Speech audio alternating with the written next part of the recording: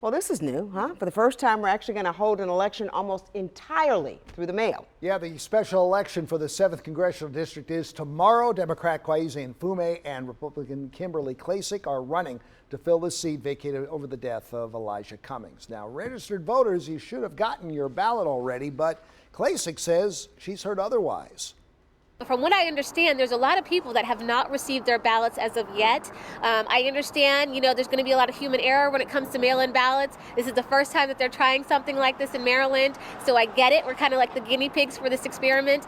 Well, you can still get an absentee ballot by emailing or calling the State Board of Elections. WMAR 2 News' Don Harrison with more on when you need to get that ballot in and where you can still vote in person tomorrow. We are ready. The local boards of elections have done an amazing job getting ready. That's Nikki Charlson, the Deputy Administrator for the State Board of Elections. She and her staff have been very busy getting ready for Tuesday's special election. Because of the virus, the process had to be altered. Instead of the large gatherings putting all at risk at the voting center, ballots will be mailed in.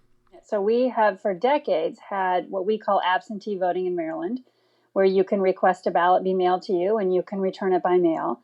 And that's exactly what's happening now, except the mail-in reply is much bigger. Because of the volume, some ballots have been mailed in and the counting has begun at the local election boards. The count is stored securely until 8 p.m. Tuesday when the voting ends. It's the safest way to vote. It's free, no postage is required. There are 3 in-person voting sites, one in each area of the 7th District. They open at 7 a.m. and close at 8 p.m. So maybe a voter didn't get the ballot in the mail. Or maybe the voter has a disability and they can't mark that ballot independently and privately. They can go to the vote center where there'll be an accessible, private way for them to mark their ballots.